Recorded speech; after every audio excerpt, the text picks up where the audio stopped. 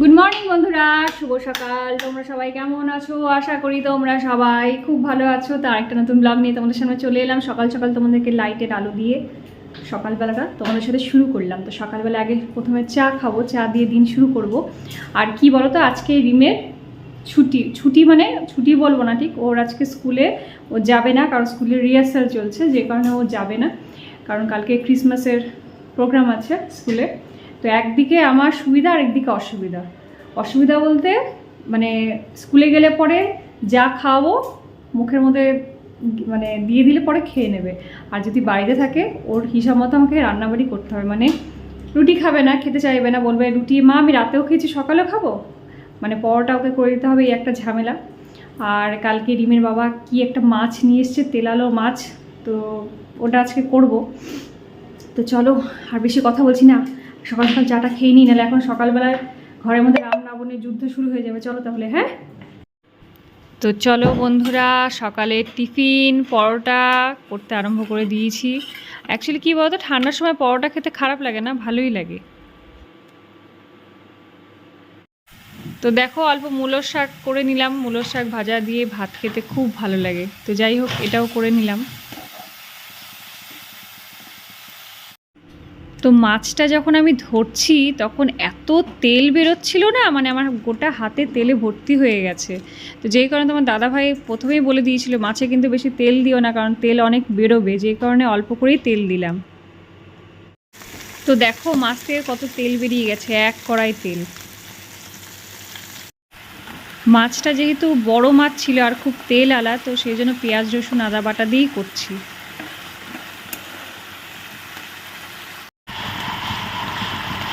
মাছগুলো ছেড়ে দিই। এই মাছ ভাজতে ভাজতে না আমার মুখে দাগ পড়ে গেল, জানো তো। এত ফাটছে কে জানে বাবা, কি যে মাছ। আর এখন আমার দাদাভাই বললো বাজারে নাকি ধনেপাতা সস্তা, তো দিয়ে দিই ওপর থেকে। সস্তা যখন, যে জিনিস এখন আবার সস্তা সেই জিনিসটাই দেওয়া ভালো, তাই না বলো। মাছটা মোটামুটি আমার কমপ্লিট, একটু ঢাকা দিয়ে দেবো, নামিয়ে দেবো। তো বারান্দার থেকে এত গন্ধ উঠছিল না, যেহেতু চিকুবাবু ওখানে টয়লেট করে, তো আমার কাছে যে তোমার ব্লিচিং পাউডারটা ছিল সেটা শেষ হয়ে গেছে, যে কারণে হারপিক্সটা দিয়ে ভালো করে পরিষ্কার করে নিচ্ছি। যদি ভালো করে পরিষ্কার না করা হয় না, ওই সাইডগুলোতে কালো হয়ে যায়, আর কালো ছোপগুলো বসে বসে ওর টয়লেটটা জমে জমে না পুরো গন্ধ উঠতে থাকে। তো যেই কারণে এই জায়গাটা আমি ভালো করে পরিষ্কার করে নিলাম, আজকে সময় পেলাম বলেই করে নিলাম।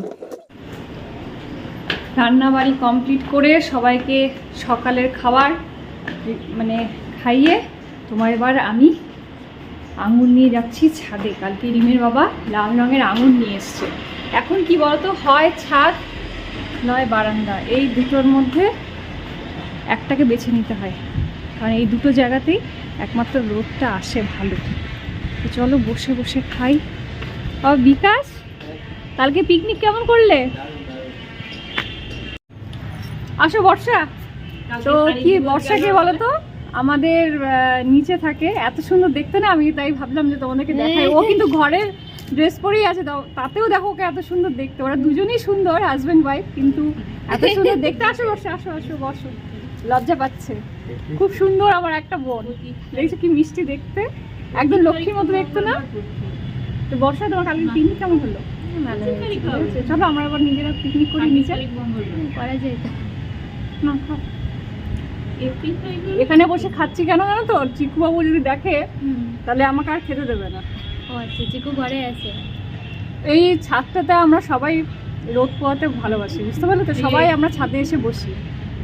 এই ছাদটাই একমাত্র এমন জায়গা, সেটাই। ঘরে খুব ঠান্ডা, আমাদের তো তোমার প্রত্যেকটা ঘরেই ঠান্ডা, মানে আলো বাতাস দোকানে শুধুমাত্র বারান্দাটা ছাড়া, বারান্দা আর এখানে ছাড়া রোদ নেই।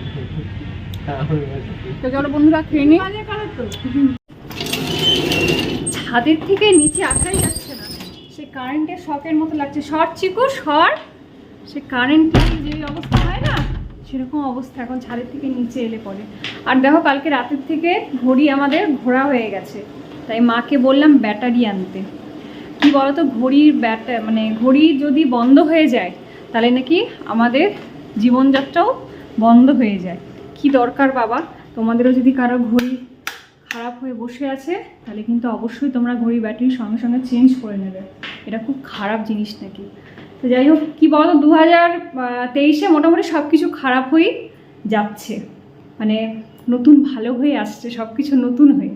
তো যাই হোক, নতুনের আশা নিয়ে আমরা বাঁচি, নতুনকে আর স্বাগত জানাচ্ছি, নতুন বছরকে এইভাবেই স্বাগত জানাই। সব কিছু খারাপ হতে থাকুক আর আমরা একটা একটা করে জিনিস লাগাতে থাকি। তো চলো, দেখো কি পার্সেলে দিয়ে গেল, বলছে অর্ডার করা ছিল নাকি। বাবারি, ওরে সর্বনাশ, কি অর্ডার করেছিল ভাই। দুধ তো পেলাম, ও খাবারের জিনিস, দেখি দই, মিষ্টি দই, দুধ, সয়াবিন, বিস্কুট,